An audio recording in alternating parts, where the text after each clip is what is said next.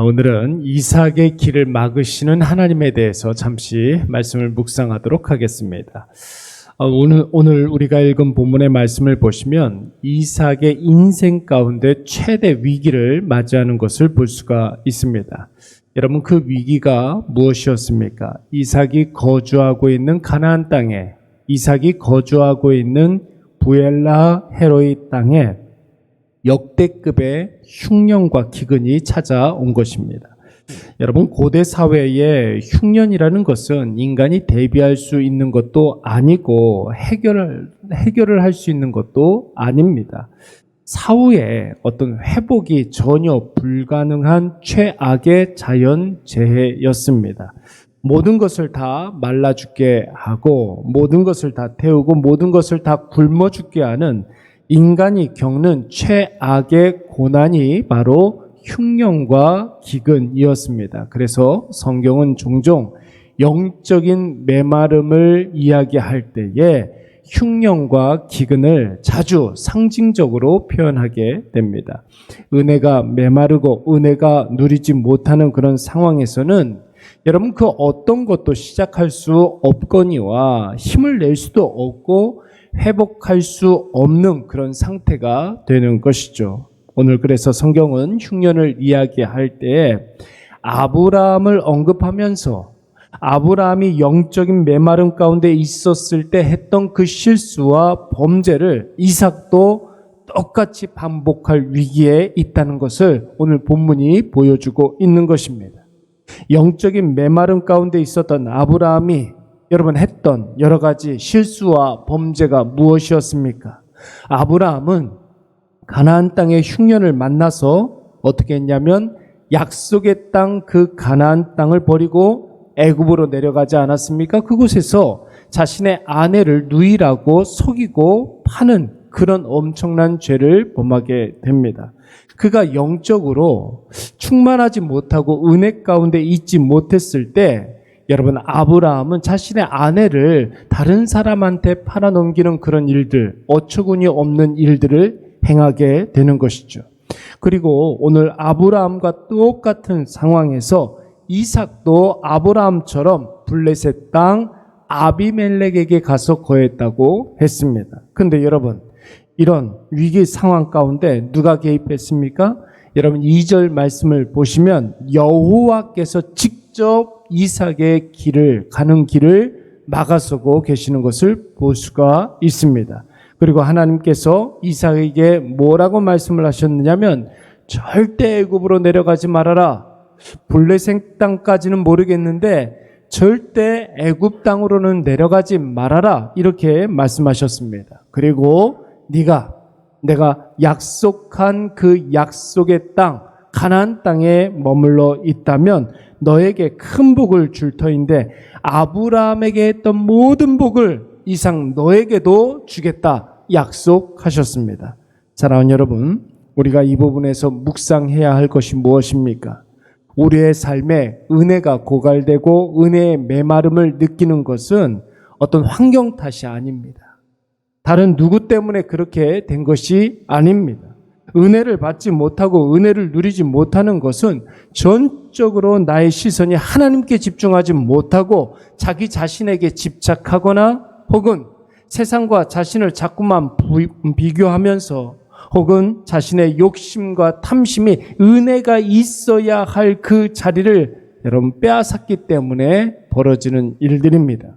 그래서 은혜를 회복하고 은혜 가운데 거하기 위해서는 지금 자신이 있는 그 자리에서 하나님이 자신에게 원하시는 그 일들을 묵묵히 감당하면서 하나님의 긍휼의 은혜, 회복의 은혜, 다시 시작하는 은혜를 구해야 될 줄로 믿습니다. 그런데 여러분, 사람들은 어떻게 합니까? 자신의 생각대로 잘 되지 아니하고 자신의 감정이 상하고 답답한 마음이 들고 환경과 상황이 자신이 원하는 대로 되지 않으면 제일 먼저 자리부터 옮기려고 합니다. 자신이 하던 일부터 중단하게 됩니다. 왜 그렇습니까? 자신의 상황이 이렇게 안 좋아진 이유가, 자신의 마음이 이렇게 불편한 이유가, 내 영혼의 은혜가 고갈된 이유가 내 욕심, 내 집착, 세상에 대한 열망 때문이 아니라 환경 탓이라는 것이, 타인 탓이라는 것입니다. 여러분, 이런 이삭에게 하나님께서 어떻게 하셨습니까?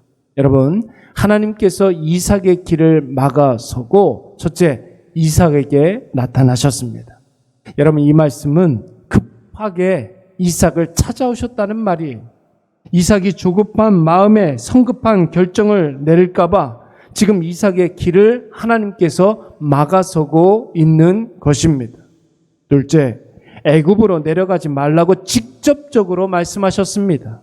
지금 이삭은 블레셋 땅에 있습니다. 그런데 하나님은 애굽 땅으로 내려가지 말라고 말씀하십니다. 아마도 이삭이 블레셋 땅으로 간 것은 블레셋 땅이 목적지가 아니라 블레셋을 경유해서 애굽으로 내려가려고 했던 것 같습니다. 누구처럼?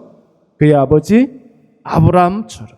그래서 하나님은 이삭의 계획을 막아선 것이죠. 그 계획이 틀렸다라는 것입니다. 내 뜻대로 하면 아브라함처럼 돌아갈 수밖에 없다고 지금 경고하고 계시는 거예요. 셋째, 이삭의 뜻과 이삭의 계획을 가로막은 하나님께서는 이삭을 향한 하나님의 계획을 아주 구체적으로 알려주셨습니다. 네가 애굽으로 가지 아니하고 세상으로 나아가지 않고 내 마음대로 하지 말고 하나님 안에 거하면, 언약 안에 거하면 하나님이 아브라함에게 약속하신 것을 이삭 너에게 주시겠다라는 거예요. 이 가나안 땅을 너에게 주겠다. 내 자손을 밤 하늘의 별처럼 셀 수 없이 많아지게 하겠다. 너의 자손들에게 이 모든 땅을 다 줄 것이다. 뿐만 아니라 너와 내 자손을 통하여서 모든 민족, 모든 사람들이 복을 받게 될 것이다. 하나님은 저와 여러분이 죄악의 길로 나아갈 때 그 죄의 길을 막으시고 우리를 죄로부터 보호하시고 지켜주시는 하나님이신 줄로 믿습니다. 대안 없이 우리의 계획을 막으시는 분이 아니라 우리에게 내가 세운 계획보다 더 큰 계획을 준비해 주시는 분이에요. 내 뜻과는 전혀 차원이 다른 원대하고 큰 뜻을 우리에게 보여주시는 분이 바로 우리의 아버지 되신 하나님이라는 사실을 꼭 기억하시기 바랍니다. 여러분, 내가 원하는 것보다 하나님께서 계획하신 것이 더 복되고 소중한 것이 아니겠습니까? 오늘 이 아침에 꼭 기억하시기 바랍니다. 그래서 혹 내가 원하는 대로 일이 잘 풀리지 않아도, 내가 바라던 것이 이루어지지 않아도, 뭔가 상황이 답답하고 힘들어지고 마음이 불편해도 하나님이 나를 보내주신 그곳에 계시기 바랍니다. 하나님이 나에게 원하시는 그 일을 계속 하시기 바랍니다. 계속 기도하시고 예배하시고 말씀을 묵상하시고 주님이 나에게 살리라고 주신 그 생명 살리는 일에 집중하시기 바랍니다. 하나님께서 나에게 계획하신 그 일들을 속히 이루어 주실 줄로 믿습니다. 나에게 준비하신 복을 우리가 부지불식간에, 우리가 알지 못하는 그 시간에 우리에게 충만히 내려주실 줄로 믿습니다. 하나님께서 우리의 길을 막으실 때에는 다 이유가 있는 것입니다.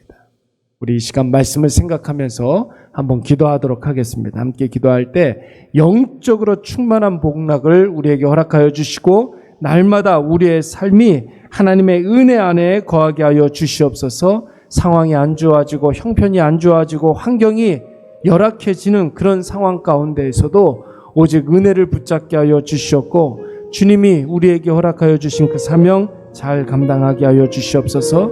내 길이 막혔을 때 하나님께서 더 큰 복락을 주시기 위함이라는 사실을 깨닫고 하나님 앞에 철저히 순종하게 하여 주시옵소서. 우리 다 같이 한번 통성으로 기도하도록 하겠습니다. 사랑과 은혜가